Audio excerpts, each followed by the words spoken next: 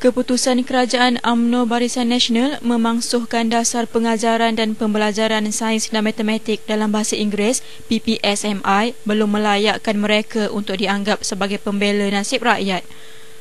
Mengulas pemansuhan dasar itu, Menteri Besar Pakatan Rakyat Perak, Datuk Seri Muhammad Nizar Jamaluddin berkata, sebaliknya PAS yang bermati-matian membela nasib rakyat memperjuangkan bahasa ibunda dan menentang dasar itu pada tahun 2002.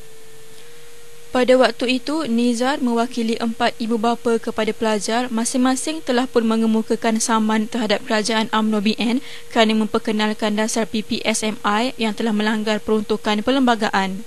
Sebenarnya yang mau mengembalikan dan memelihara bahasa Melayu ini adalah PAS.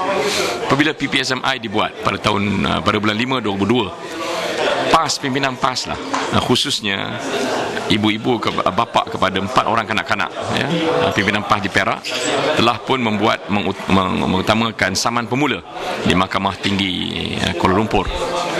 Jadi kes itu masih didengar sekarang, ya. Kenapa? Kerana ketika itu kami merasakan apa yang UMNO buat, UMNO telah melanggar 5 akta.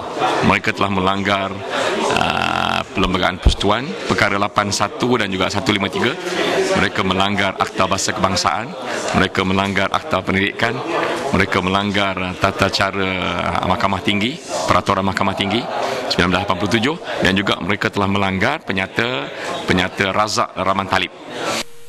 Keputusan kerajaan itu, ujarnya, membuktikan kaedah cuba jaya yang dilakukan Kerajaan UMNO BN sebelum ini gagal dan telah menyebabkan anak bangsa menjadi bangsa. Saya merasa seolah-olah ini satu pendedahan bagaimana UMNO, ya, menggunakan prinsip pragmatik. Maknanya cuba dulu, kalau tak berjaya, rugi pun tak apa, balik belakang. Keputusan daripada Muhyiddin semalam itu bukan satu perkara yang baru. Inilah yang sebenarnya yang telah pun diperjuangkan oleh pimpinan PAS untuk melihara bahasa Melayu itu sendiri. Jadi sekarang ini terbukti bahawa polisi yang UMNO buat itu memang tidak memberikan kebaikan kepada seluruh proses bagi mendahulukan rakyat dan mengintegrasikan rakyat. Sebenarnya apa yang UMNO buat, memecahkan rakyat, menghina bahasa Melayu. Dan UMNO tidak ada hak sekarang ni nak menyatakan mereka membela bahasa Melayu. Bagaimana mereka juga tidak ada hak nak menyatakan mereka membela agama. Jadi terbukti hari ini sepatutnya mereka telah berhentikan semalam. Bukannya tahun 2012, ini dah terlalu lambat, ya. Tapi barangkali ada sebab-sebab yang lain, ya, barangkali sebab manik urai dan sebagainya. Tapi keyakinan saya apabila kami membawa perkara ini ke Mahkamah Tinggi, niat dia adalah untuk memelihara bahasa Melayu. Tapi apa yang UMNO buat hari ini dalam konteks prinsip pragmatik mereka menunjukkan bahawa mereka tidak layak untuk membela bangsa, agama dan negara.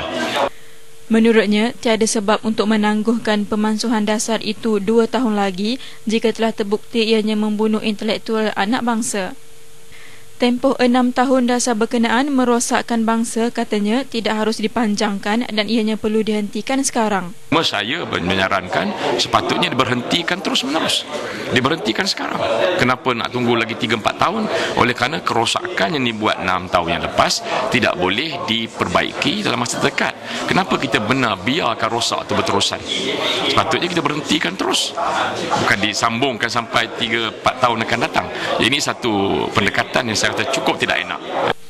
Semalam, Timbalan Perdana Menteri Tan Sri Muhyiddin Yassin merangkap Menteri Pelajaran mengumumkan dasar PPSMI dimangsuhkan berkuat kuasa sepenuhnya pada 2012 di semua sekolah kebangsaan. Pakatan Rakyat menyifatkan pemansuhan itu sebagai kejayaan rakyat yang telah berjuang mendesak kerajaan memangsuhkan dasar berkenaan.